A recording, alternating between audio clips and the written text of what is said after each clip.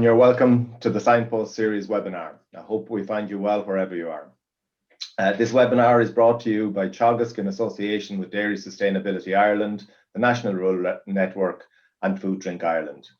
My name is Pat Murphy, Head of Environment and Knowledge Transfer in Teagasc, sitting in for Mark Gibson while he takes some well-earned leave.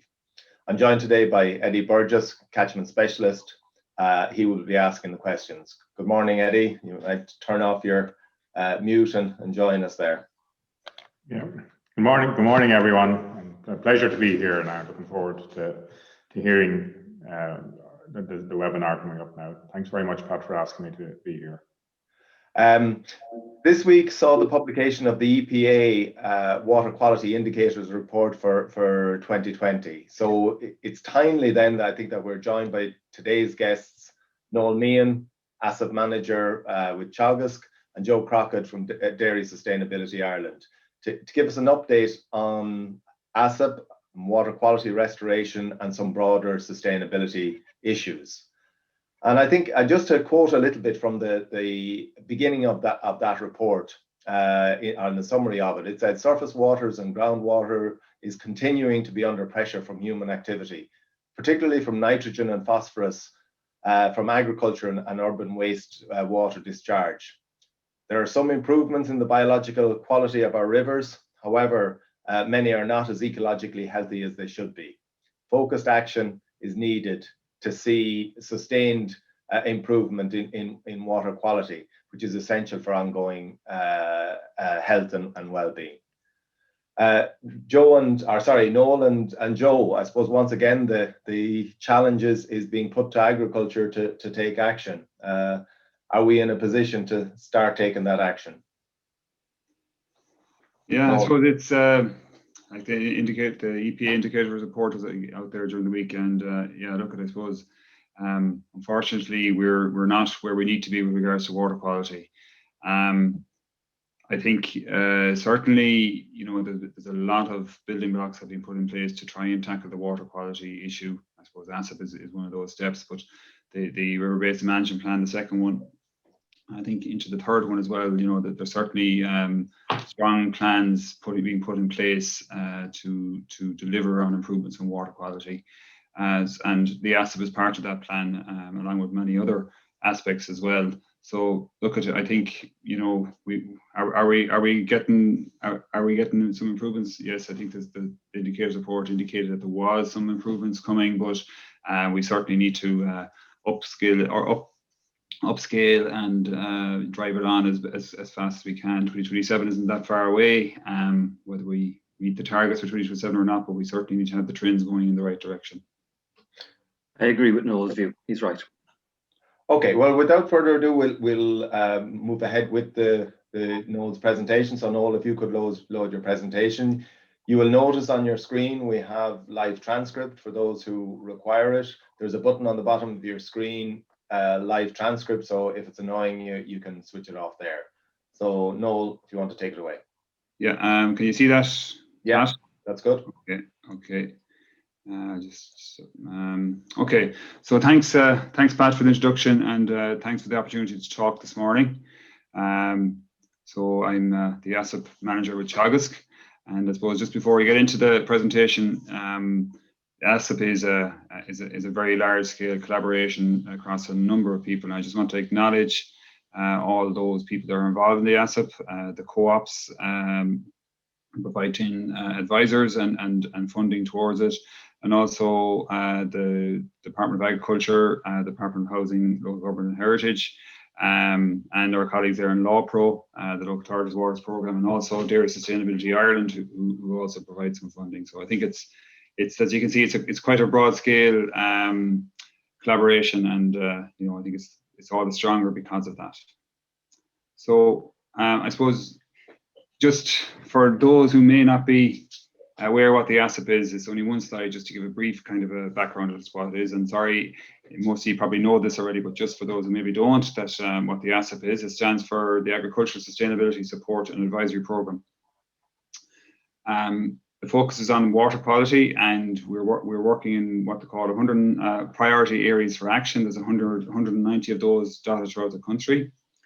And what we do is we provide a free farm advisory service to farmers, and it's a confidential service, and acceptance of the service is voluntary as well. A farmer can choose to accept it or not. There are 30 advisors working on the programme. Teagasc are providing 20, and as I referenced earlier on, there's 10 in the dairy co-ops as well.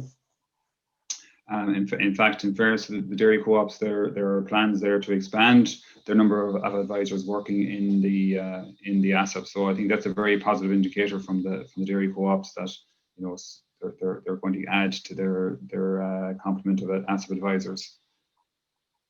We work in collaboration with LawPro, as I said before, so the Local Authorities Waters Programme, and under the Water Framework Directive. The whole reason why we're here is because of the Water Framework Directive and trying to get all waters to that good status target, which I suppose is 4-star water quality. And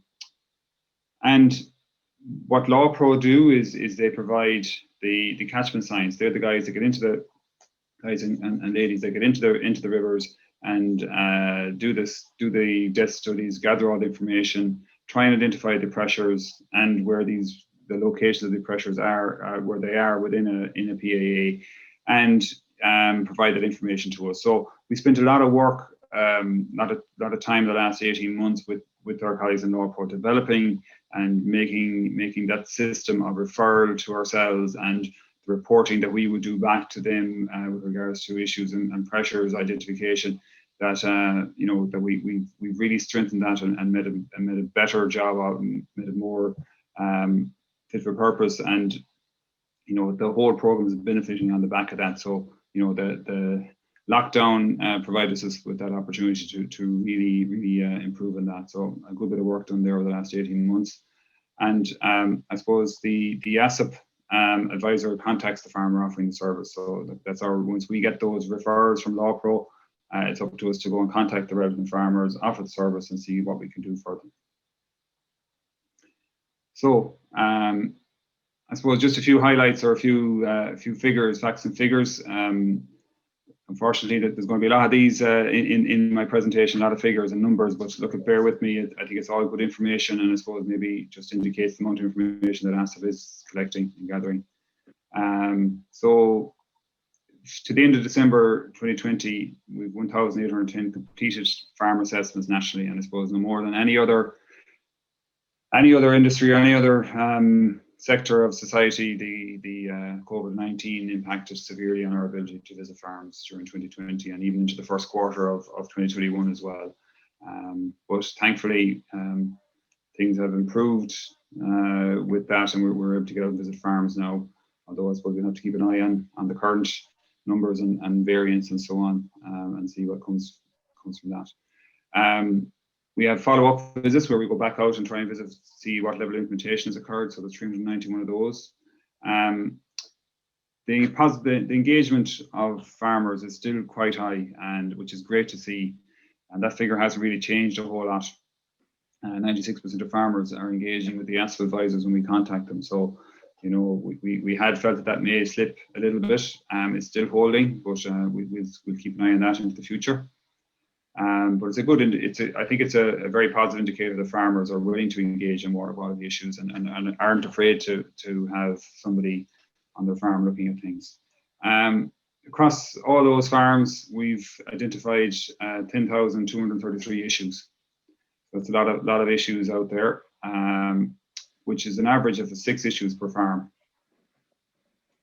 And again, no more than the engagement piece of it, where we ask a farmer to do some actions, we're getting agreement on 92% of the occasions. So I suppose just to clarify that a little bit, our point is, what we want to do is we want to get a farmer to agree to do something to fix a problem. So, we may suggest a mitigation action. The farmer may not agree to that mitigation action, but may agree to the second suggestion of mitigation action. So, we get an agreement on the farmer to do something. So I suppose the 8% is there is where the farmer is not agreeing to do anything at all. So look, that's just a clarification on that. So just to break down the sector, so of all the 1810 farms, 31% are dairy, 57 are involved in beef production, so be it sucklers or calf to beef or whatever beef enterprises going on. And then we have sheep tillage and other enterprises are making up just 12% of the farms assessed. And again, this is maintained, being consistent throughout the ASSAP so far, is the where the pressures are, or what the pressures are. So the diffuse phosphorus, nitrogen and sedimentation, those diffuse issues are still by far and away the greatest pressure there, coming around 3/4 of all the pressures. Whereas the point sources, toxicity, pesticides, and ammonium are down at 16, 6 and 5%. So I suppose the next thing I just want to maybe highlight to you is the various issues that are out there and how we do in a farm assessment. So I don't think I've actually done this on a webinar yet, but when we go to a farm, we look at 3 different parts of the farm. We look at the farmyard, and there's 9 areas there, and an option for one that maybe isn't covered by the previous 9. In the land management, we have 23 options, 23 issues that we can identify. And in nutrient management, then there's another further 13 issues that we can identify. So there's 46 issues in total that we assess a farm for, and try and identify if there's problems or issues there with regards to slurry storage or silage pits or phosphorus loss or whatever the issue may be. But behind each of those 46 issues, we have mitigation actions. So for the slurry storage, we have 5 different mitigation actions there. So that's, improved management and collection of and storage of farm wastes, additional storage for farm waste required, separation of clean grey soil water, dirty water, reduced or destock, reduced stock, and informing and educating farmers. So there's 5 options, 5 mitigation actions that we can recommend to a farmer there. And likewise, we say for phosphorus loss through rubble and flow, we actually have 21 different options that we can ask a farmer, and we can recommend to a farmer depending on what the issue is and what the scale of it is, and based on the advisor's best opinion and best knowledge, and the farmer's willingness to take on the mitigation action. So as you can see, management of critical source areas, riparian buffers, fenced, unfenced, and so on down the line. So there's 21 of those, but in total across all 46, total possible mitigation actions is 289. So I suppose I'm just trying to give the viewer or the listener an idea of the scale of the assessment and the scale of the mitigation action that can be recommended to the farmer. So I think that's worth sharing with you this morning. Okay, so I suppose the next part of this is that each issue identifying the farmer is assigned a risk. So we try and categorize these issues into 3 different risk categories. So it's high risk, moderate risk, and low risk. And of all the issues that we have identified, 44% are falling into the high risk category. And I suppose why this is important is that the way we define high risk is an issue that are issues that are likely to have a high impact on water quality. So these are the ones that we are, if we identify an issue with phosphorus loss, and we rank it at high risk, well then this is an issue that needs to be dealt with. So these are the ones, the high risk ones are the ones that we focus our effort in with the farmer to try and get some movement on. So we have moderate and low risk. So as I said, our priority is to get the high risk ones sorted, because those are the ones that are having the high impact or likely to have a high impact on water quality. Depends on the circumstances. The moderate and the low, we may also ask a farmer to do things on those, particularly with the high status water bodies, even though it might be a low risk issue. Even low risk issues can have an impact on high water quality or high status water bodies. So we have to use our local knowledge and our information from LawPro and making calls on that. So as I said, the focus from ourselves is on the high risk issues and implementation of mitigation actions for those. And I suppose just to kind of indicate what issues are being identified. So these are the 20 most frequent high risk issues that have been identified. And again, these have been quite consistent. These aren't really changing too much. But I think it's also important to note that these 20 account for 82% of the high risk issues that are out there. These are the ones that are likely to impact. So there's 26 there that, you know, aren't really impacting, 26 issues. So it's these 20 that, you know, when we're going out, these are the ones that are consistently impacting on water quality, or the potential impact on water quality. So you have your PLOS, overland flow, nutrient management planning, drinking points, buffers, organic manure timing, and so on. So those are the ones that keep cropping up, and them are the ones that we focus on. So I suppose then we know what the issues are. What are the mitigation actions that we're asking farmers to do, and how do we know what sort of implementation is happening around those ones? So again, just to put a bit of context into what you're going to see in a few minutes, but I have a lot of information on the level of implementation of actions here, but just to explain the jargon, actions reviewed. So, you know, these are the number of actions reviewed by the advisor. So, you know, there may be more recommended, but we just haven't gotten around to reviewing them yet. They will be reviewed. Not started, so this is where the farmer has not started implementing an agreed mitigation action. So, for example, fencing off a riparian margin. Not proceeding, this is where a farmer would have agreed to a mitigation action, but then for whatever reason decided that he's not proceeding with the mitigation action. Commenced, farmers commenced the implementation of the agreed action. So he started fencing off the riparian margin, but isn't finished. Complete, this is where the action is complete. He's finished off fencing, or he or she has finished off fencing the riparian margin. And ongoing, so this is where the implementation of the mitigation action is ongoing, meaning that it needs to be implemented on a year-round basis. So, for example, the management of a critical source area.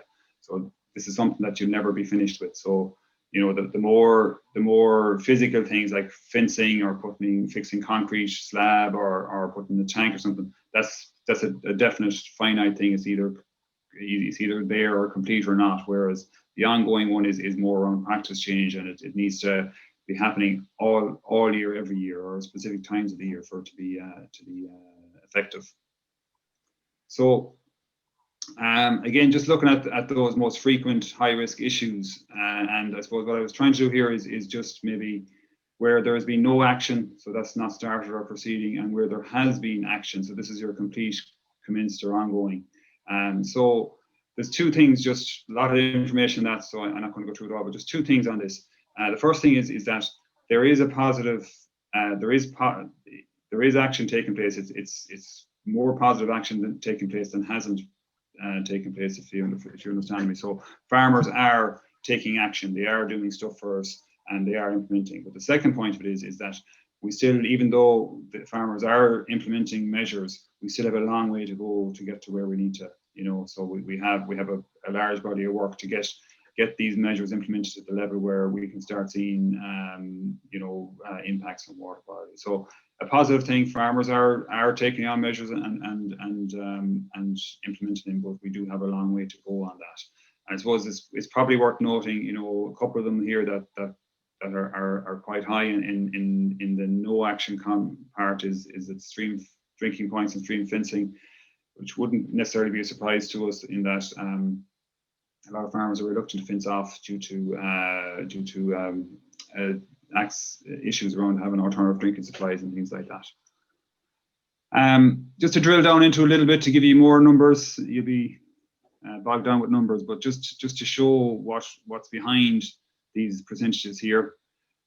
So this is just for the phosphorus loss. So what we can do is we can identify the mitigation actions that I showed you early on in the presentation. So management of critical source areas, riparian buffers, and so on down along, and we can break that down into the high risk agreed, actions reviewed, and then it's not started, proceeded, and so on down along. So that's just to show the level of detail and level of information that we can extract out behind each action, each issue and each mitigation action, and see how the implementation is going on that. And the same for the another 5 there, but I won't go through those because I'm eating into Joe Crockett's time here, so I'll keep going. This final thing I'll just show is just, how does this break down into an actual PAA? So, and how does the whole process work? So the DICER 10 is a water body that is a single water body PAA, and it delivers into the Lough Ennel, which is fresh or a lake bathing water site that has been. I think it's not a bathing water site anymore, but hopefully we'll be back shortly as a bathing water site. And there's been a number of issues there. So our colleagues in Law Pro, when they did the referral, they identified a number of issues. So diffuse phosphorus sediment loss from poorly draining pasture, access of livestock to the main river channel, and damage to the riverbank from access and from drainage works, water troughs, non-observance of buffer zones, and application of organic fertilizers at inappropriate times and locations. And I suppose there's a pathogen issue in the lake. That's why it's not a bathing water anymore, and that would indicate, the summer spreading of slurry may be an issue there. And typically you would think if you're putting slurry out in the summertime that would be an ideal time, but obviously it's impacting, particularly when you have those heavy summer downpours. So I think that's where that's coming from. And soil water runoff from yards. So just to give you an indicator of what we've seen there. So the issues identified here: phosphorus loss, so buffers, drain cleaning, drinking points, weather and fertilizer management. This is around use of herbicides more so than sheep dip, silage pits and effluent, sediment loss, and so on down along. And those are the key, the most frequent selected mitigation actions. So there's a big push in this area here around the implementation of buffer zones to protect the water from diffuse losses, and also livestock access. And there's a couple of little bits needs to be done around the yards where you have additional storage for farm waste required, and what level of implementation has occurred there with those. Okay, so just to summarize on what you've seen there. So we had COVID-19 has impacted in 2020 and a little bit of 2021, but we're out and about now and getting very good engagement by the farmers. And I think it's very well worth noting that the farmers are very much willing to have us in and to talk to us and to try and do what they can to improve water quality. The pressures and the issues are consistent. So since I started doing these reports, the first reports, they've remained consistent with the figures. There hasn't been any major fluctuations up and down, which I suppose is a good thing. Mitigation actions need to be implemented and maintained to improve water quality. And if we don't have that, we won't see improvements that are necessary. The implementation has been positive by the farmers, but we need greater levels required. We need to make sure that we get the implementation even higher to see those positive impacts. And the final thing is that the ASSAP interim report, which is basically what I've been showing you there, is due to be published shortly, and watch out for that. So that's my lot, Pat, and apologies, I'm gone well over. So Joe, I'm eating into your times. Apologies about that.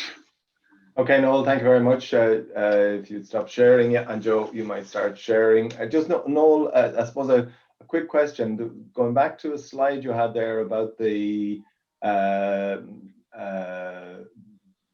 level of implementation of certain actions. There's a number of areas where there was a fairly high level of non-completion of actions. Does that have implications for I suppose policy or changes that we need to make in how we run the program or on the policy side? Yeah, like I suppose the one I highlighted there was the fencing upstream of fences and so on. And look at that, that's something that we would have spoken to the department on. There's a couple of reasons why that's not happening, and it's because there's there might be any alternative water supply. There's a cost to it. It could be on rented ground, things like that. So there needs to be some, if we want to, if there's an issue with livestock in a particular stream and it's impacting, well then we need to put some sort of supports in there for a farmer to have an alternative drinking supply and help the farmer with the cost of that. There's other ones there, but with largely around, we'll say, tanks and concrete works around yards. So I suppose there are grants and there are facilities there, and I think what that's indicating is that it's actually the whole process of getting planning permission and getting that approved, and then getting TAM's approval, and then getting the work done. So it's just the amount of time it takes to do these things is probably what's impacting there and those other ones. But yeah, like there are some policy issues there. We have been flagging them to the department, and look at, you know, Okay. they will do. They are indicating they'll do what they can to help, you know. Okay, Joe Crockett from Dairy Sustainability Ireland. If you're ready, go ahead there. Can you see my screen, guys? Is everything okay? Yeah. Okay, great. Thank you very much. Right. Okay, so this is what I want to talk about to introduce you very tentatively to Dairy Sustainability Ireland, a small little bit of economics, to mention the ASSAP review, and then to go on to the broader sustainability issues, because ASSAP sits within a strategic context, and then to set out some ideas and possibilities, and just to confirm that what I'm setting out this morning are just some personal views and opinions, nothing more, and then to set out some conclusions. So it's Dairy Sustainability Ireland. These are all the different participants, the primary processing companies on the top line and the main, the different aid associations on the second line, and the government agencies on the bottom line, all participating. And this kind of stuff that we try to do is to discuss what's a bit of agenda setting, and to understand what's coming down the track, and to try to see, can we shape a bit of whole of sector, whole of government collaborative approach, common plans and so on, common understanding, common thinking as best we can. I think I'm always interested in economics, and this is why I got interested in kind of sustainability in the first instance. So I just want to talk about this for a minute. Now, dairy is one of the great success stories of Ireland in the course of the past 10 years, and particularly in the context of understanding that Ireland was crashed when we had the crash. And this was one of the strands that the government decided on to expand. And it's been an enormous economic success in rural Ireland, beyond anybody's imagining. To the extent that we know that the value of dairy is 16 billion across the entire country. But the key thing to understand about that is it is in places that the knowledge economy doesn't touch. So for the likes of rural counties where foreign direct investment doesn't happen, dairy and milk product is really the economic pillar that's holding up the towns and the villages and the parishes and the communities and so on and so forth. And there's a multiplier effect that if farmers have money, they're spending it on goods and products in their area, and it's a huge economic pillar. The market piece of this, the international market piece, is also very, very important. And again, the comparator with Irish drinks, that 6.5 billion for dairy as against 1.4 billion for the Irish drinks industry. So the question of kind of the market success that Irish dairy has become due to enormously good efforts by kind of Ornua and Board Bia over long years to develop these markets and to make it happen. But there's a kind of the reverse of that is that we can't afford ever to lose those international markets. We can't ever afford that the economic value that dairy brings, that it is lost. And business is a volatile thing. It's sort of what you buy, a pound of butter or a particular dairy infant formula piece. It's a matter of a moment as to whether you pick this one or that one. So we have to protect our market. So anyway, that's the economics piece. In terms of ASSAP, Noel has outlined the principal issues, and we're working on that together, so we're completely in agreement. And again, just to pay tribute to Noel and the Teagasc team, they've been outstanding. So in terms of ASSAP itself, it has become more firmly established and accepted, and in particular, the principle of collaborative working with farmers and among state agencies and processing co-ops to achieve sustainability outcomes. This wasn't quite accepted at the beginning. There was a lot of kind of uncertainty as to whether this is the right approach. And I guess there's still a bit of uncertainty, but generally speaking, I think it's becoming more firmly established. So there's great credit due to the processing, to the co-ops for taking the leap, to Teagasc and to LawPro and to the farmers themselves and to the funding agencies, because this is a very unique public and industry collaboration. This kind of stuff hasn't happened anywhere with any other industry in Ireland or with any other set of public agencies. So this is something that's quite new, but it is small. There's only 30 sustainability advisors, 10 from the co-ops, 10 from 20 from Teagasc, And collaboration is hard work, working with 30 scientists on the law pro side, because everybody's coming at it from a different approach, working with the farmers who have a different view, working with the farmers who have a different view. So hard work, but still profoundly the right way to go. But at the same time, the sustainability requirements from the market and from legislators and from citizens has grown exponentially. So now we have a kind of a very significant sustainability challenge across all of the different elements. So I Climatize under the chairmanship of Tom Arnold, and Foodwise under the chairmanship of Dr. Sean Brady, all talked about and proposed kind of expansion, but they also said, look, you have to be sustainable to scientific standard for market and trade reasons, as well as for public policy reasons.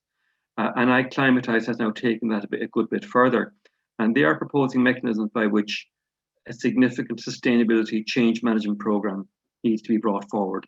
And that's kind of the core of my thinking, that we need a significant whole of government, whole of sector industry sustainability change management program that delivers change on the ground with farmers to scientific standard. So in terms of kind of the drivers for that, obviously we're seeing the climate change bill likely to get through the Oireachtas next week. The Climate Change Advisory Council will be working on its budgets, and that the government will then decide over the course of September, October, as to what outcomes they want, and to start thinking about how it's to happen. But whatever way you look at it, major changes are on the way.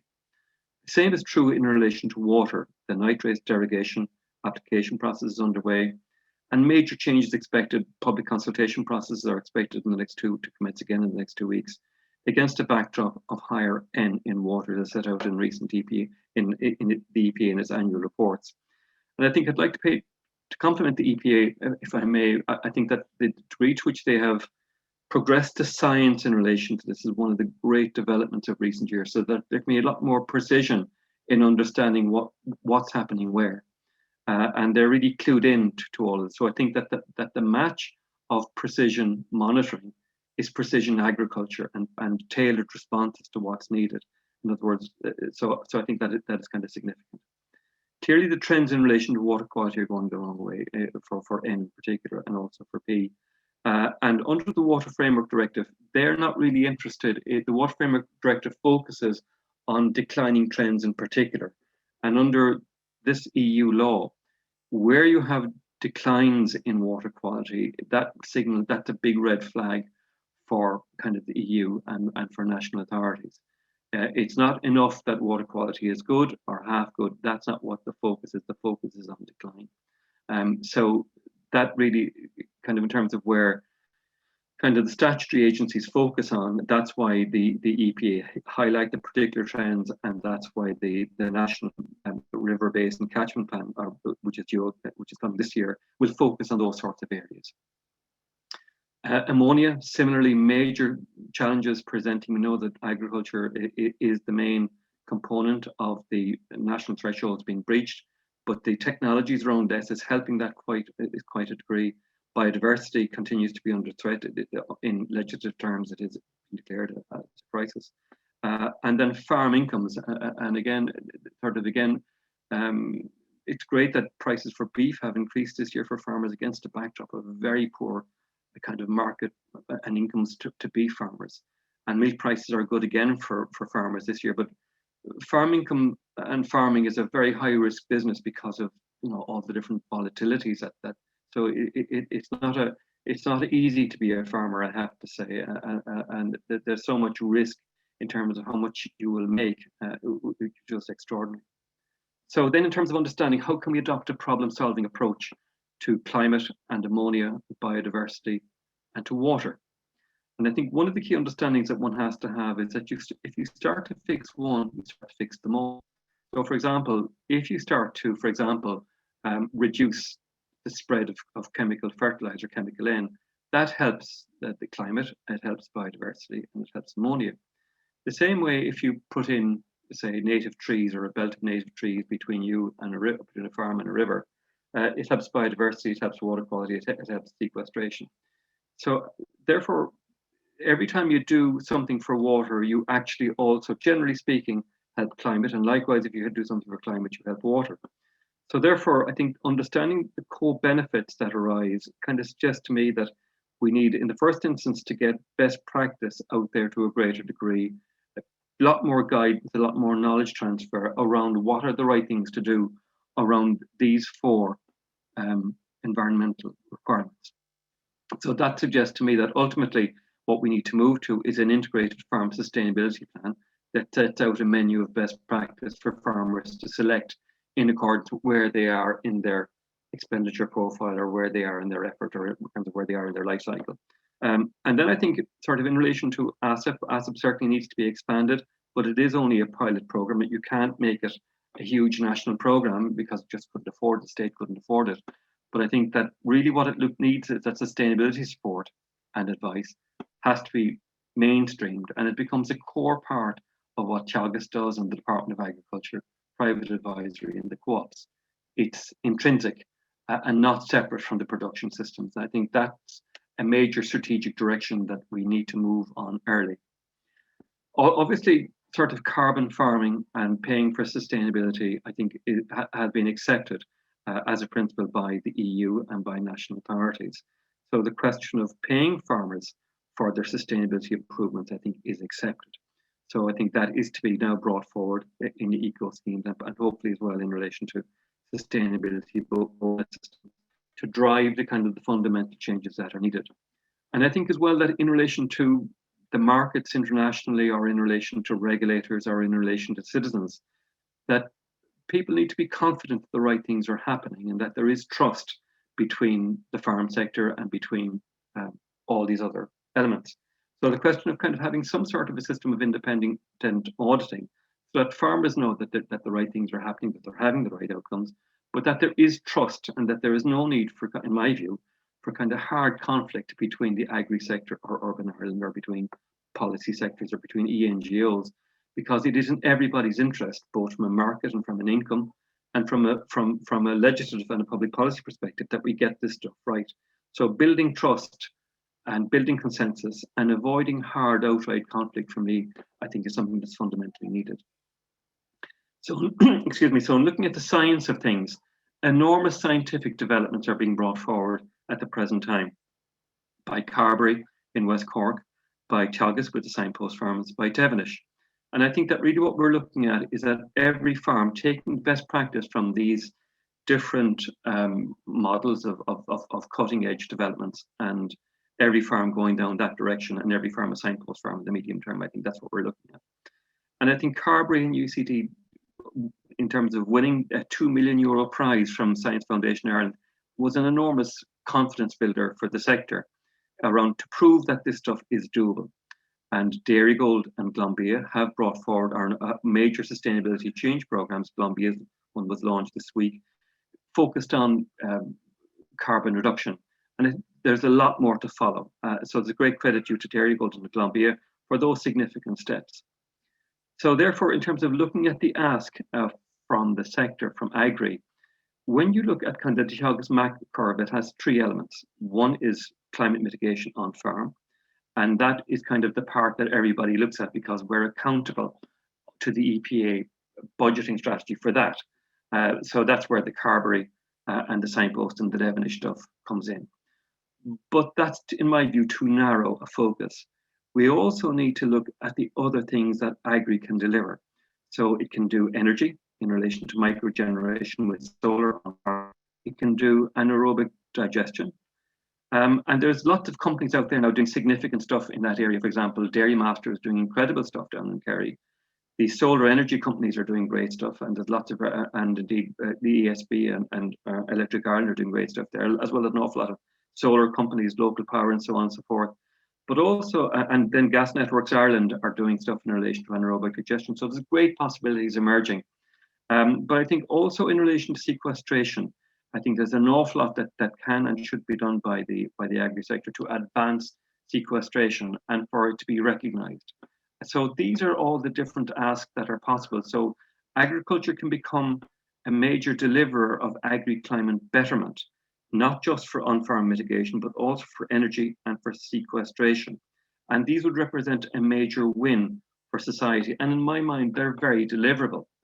And that's kind of one of the the question of kind of again the problem solving and can we fix this? And I won't use the Obama thing, but I think that actually this stuff is fixable. Then talking about water. Now my brief is comms and education and kind of behavioral change. And again, the question is, how do we solve a problem like nitrogen or excess nitrate? So obviously what's under examination is additional dedicated asset support in then vulnerable areas as per the EPA maps.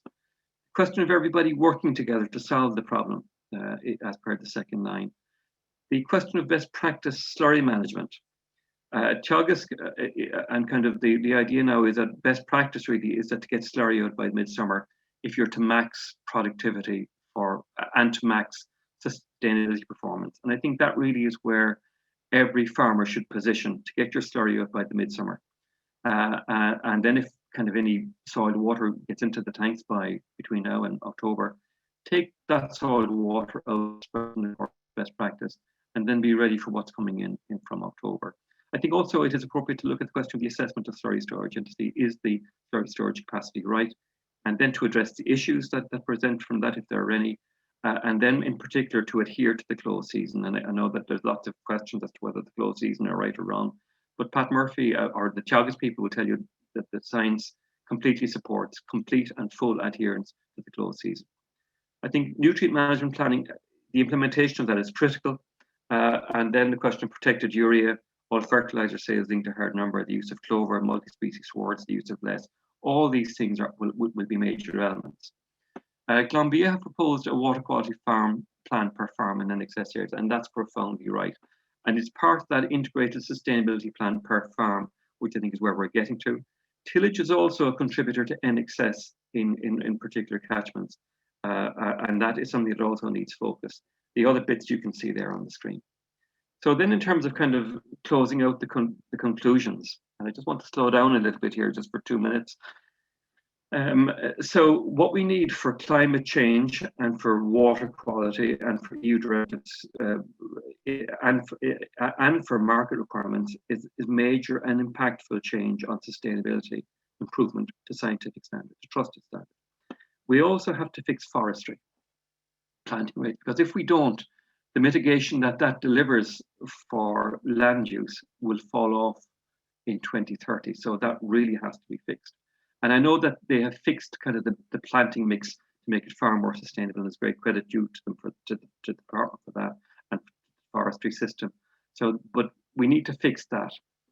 So I think this is kind of my main point really, that we need to move away from the question of policy for all of these different things into implementation.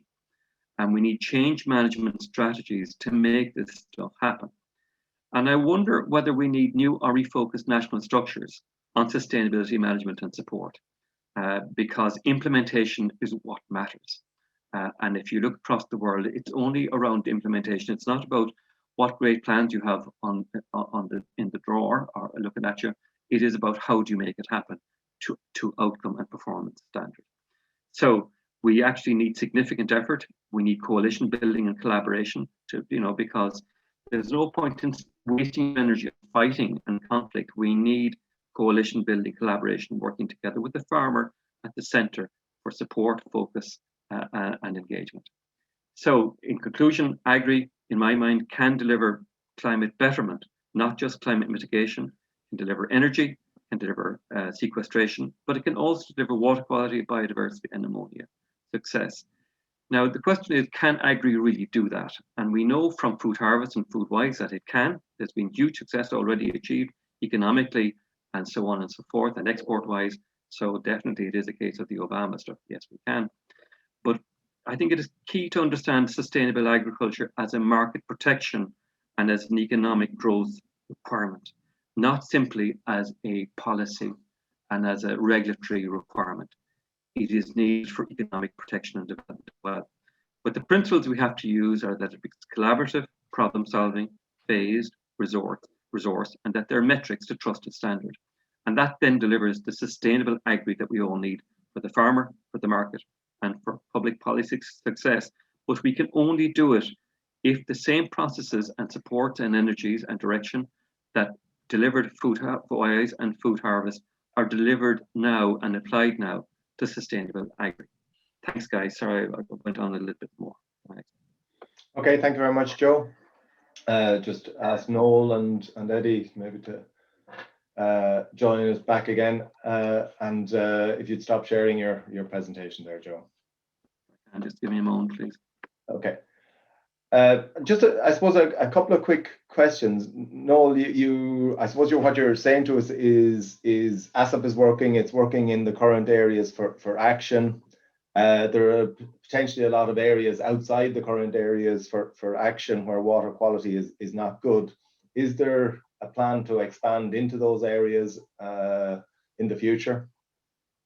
Yeah, so I suppose where ASSAP came from was the second river basin management plan, and that had a, you know, I suppose it set out what they felt was manageable in it. So that's where the 190 PAs came about from. But I know the third river basin management plan is due for publication, you know, anytime soon, and the draft third river basin management plan is due for publication very shortly. And I know a lot of work has been going on or in the background trying to identify further PAAs to expand into that have issues with water quality. So yeah, I think, you know, first and foremost, that there is ambition to expand to further PAAs where there's water quality issues. LawPro are you know, part of that process, and ourselves as well, and you know, there's a big wide consultation process around identifying those water bodies with local authorities and the public as well. So yeah, look, I think what we have done so far is you know, it's been good. We have a long way to go yet, as everybody knows. You know, the indicators report there the other day just, you know, showed a slight improvement in water quality. Maybe, you know, some of that may be attributed to work going on in PAAs, but look, we're very much trying to get the trend going in the right direction, and then try and build on that momentum and that trend, and try and add to it. So, you know, the third river basin management plan will be a key part in delivering that. So we'll wait and see what is in that, in the detail of that. But yeah, the plans are there to try and build on what has been happening so far with regards to that focused PAA by PAA work that LawPro are doing, and that ASSAP and local authorities as well. You can't forget those. They are working as well in various PAs around the country. So between all that, you know, you're hoping that momentum can build and that we can get improvements going at greater pace and greater speed into the future. Yeah. Just remind people that to use the question and answer tab to put in their questions. Joe, I suppose a question, there's some people may be cynical about the intentions of the dairy industry. How serious is the dairy industry about achieving sustainable dairy production? Well, we can only be as serious as the state is. So if the state is serious about sustainability, then the dairy co-ops will be. Now, the dairy co-ops also have to be serious about sustainability, because that's what the market wants. And when in relation to kind of the value of the economic exports and the value of kind of the check to the farmer and the value of share prices to those who are PLCs, all of these are linked to our sustainability performance in the future. And even in relation to kind of funding mechanisms across the world now, they're all kind of now looking at kind of sustainability performance. So this is not an avoidable or a fudgeable issue. There really has to be hard performance and hard success in these areas. That lines up with the export performance and the success we've had internationally, as I said, that Ornua and Board Via have driven. So this is not an avoidable issue. This really genuinely has to be fixed. Okay. Eddie, some questions coming in? Yeah, there are plenty of questions coming in, which is excellent. I suppose just to start off with some specific ones, and one came in very timely, Joe, just when you were discussing slurry management. And they're saying, can you give, and I'll address it to both Noel and Joe, 3 specific key measures that would be considered most efficient, 3 for nitrogen and 3 for phosphorus. What do you think? I'll hand I'll hand over to Noel on that because I'm not a farm guy.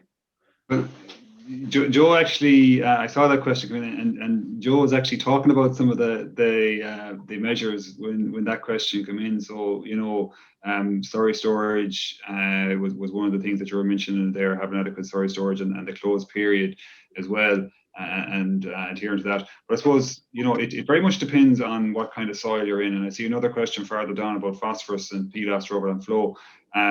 So if you have a nitrogen issue, well, then you're in the more free draining soil. So then you have a different set of actions that you need to focus on to deal with those, as opposed to a phosphorus issue, which would be a heavier soils issue, and then you'd have a different set of actions that may be more important there. So just from the nitrogen, I certainly think the slurry management and the usage of slurry and that winter period, early spring, late autumn period, those are crucial periods of the year where we need to be very careful on how we manage our slurry or manage our nutrient inputs, our nitrogen inputs, our chemical inputs. So I think we will need to get much smarter and much more reactive to the weather conditions. So soil temperature, soil moisture deficit, what the growth rate is on your farm, those kind of things are going to have to play a part in whether you decide whether you should go with nitrogen or slurry in the early part of the year, or should you delay it a week or 10 days, whatever it is. And that will vary from year to year, and will vary from parts of the country, and it will vary from farm to farm.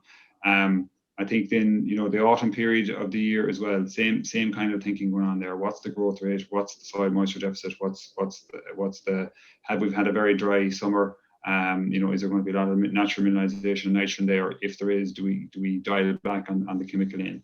And the other thing then is it's a lovely day here in Galway. It's been, even for Galway, it's been sort of semi. We've had a very dry spell, not an awful lot of rain. Other parts of the country, they may be in drought. Depending on the soil moisture deficit there, you should be dialing back on your nitrogen as well. If the growth rates are dropping, it's important that we're reactive to that. So those are the kind of things that I think we need to look at, as well as trying to replace chemical fertilizer, the likes of clover and the likes of multi-species spores and things like that. So those kind of combination and the use of less, those kind of combination of things will help in the nitrogen one.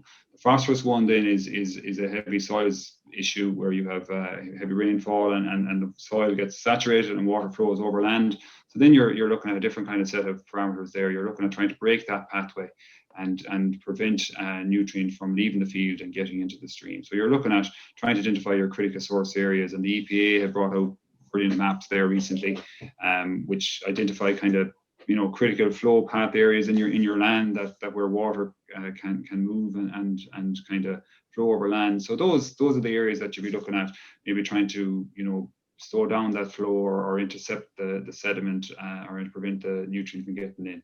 So and again, nutrient management and how you manage your land then is very important as well, because if you spread slurry in a field that can get very wet and flood, that's only going to end up in one place. But I think most farmers, in fairness, know their wet fields and try and apply slurry in the drier fields, because slurry tankers are heavy and they don't want damaging their land. So those are the kind of things that you'll be looking at, Eddie. And no, thanks very much. So I think there's a lot of scope for management of organic manures, tying in with good nutrient management planning, and they kind of overlap and tie in together for both nitrogen and phosphorus. Yeah. So also, I know with the ASSAP program, you get direction. You're working in priority areas for action, which have been identified by government agencies, Law Pro and the EPA, and so on. And you get a desk assessment before the ASSAP advisor goes out. But I find for behavioural change, it's very good to give feedback where improvements have happened and where you've seen. And there is a question there: is there any measured specific improvement in problem catchments? And I'm wondering, do you get feedback from Law Pro where there has been an improvement, and is that feedback given back to the farmers? And can you give an example of any such improvements? Yeah.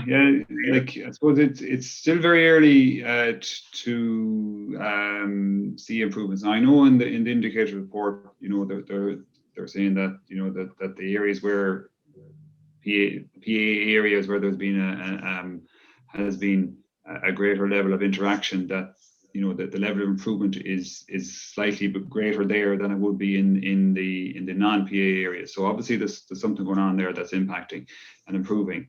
But I suppose what we're trying to do from a behavioural change point of view, or contacting farmers or informing farmers, is that we have a kind of a plan where we, at the very start of our work in a PA, we reach out to all the farmers to come along to a meeting. Unfortunately, a lot of those have been over Zoom for the last 12 months, but hopefully we'll get to have them in person again. We set out a stall, explain what we're about, and midway through, then we also give some feedback as to what the issues are and what the pressures are, and what mitigation actions are recommended on that.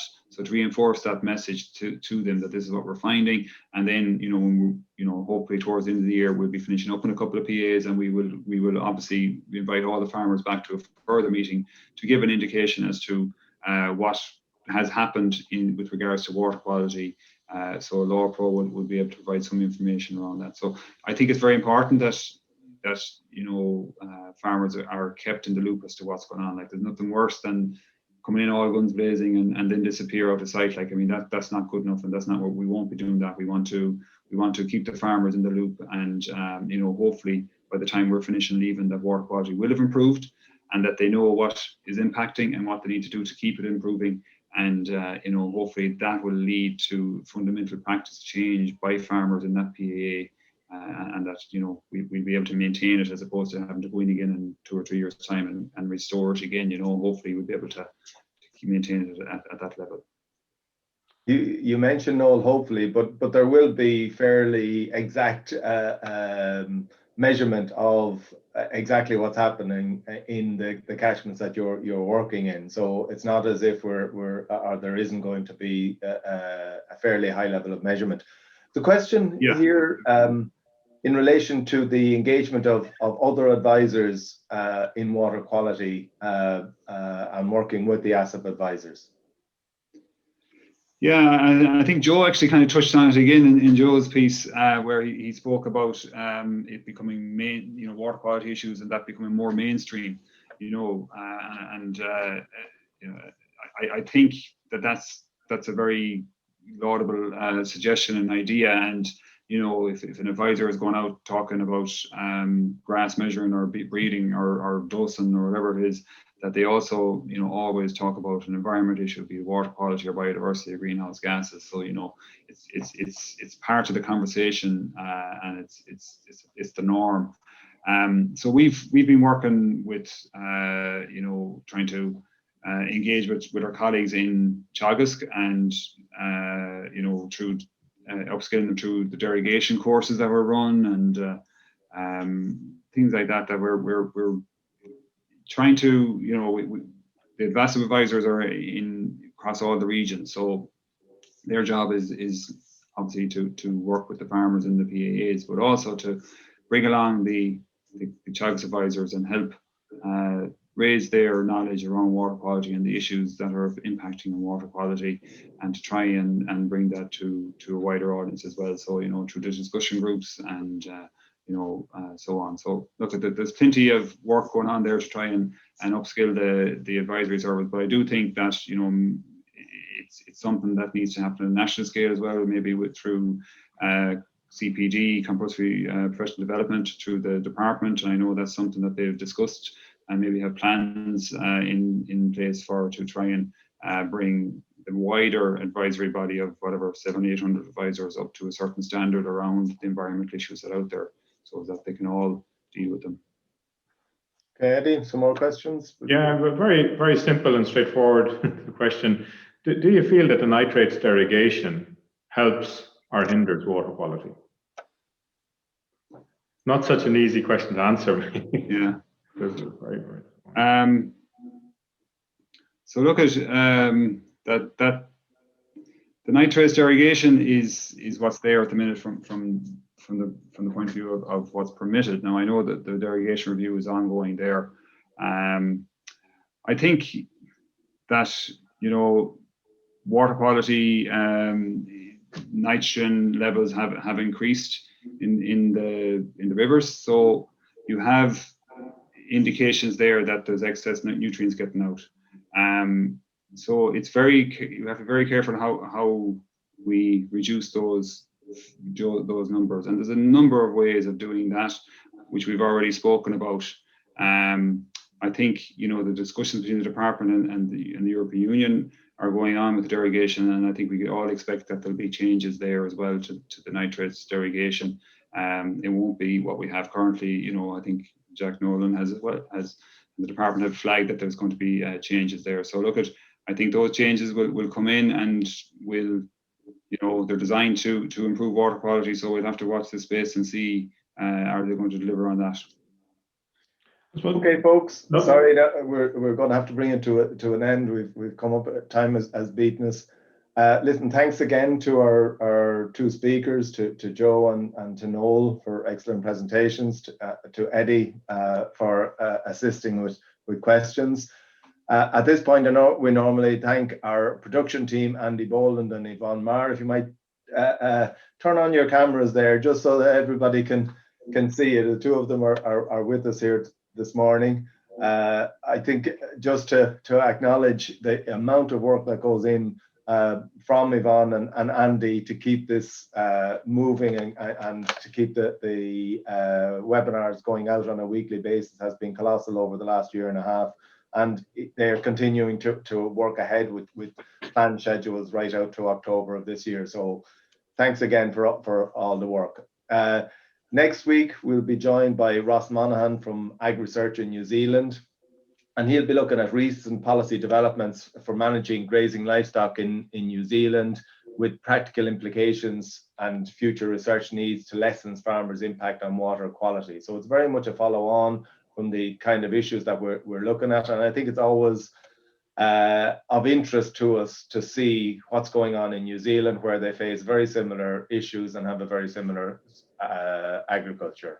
So again, thanks to you for joining us once again, and until next week, enjoy the promised good weather and stay safe. Thank you.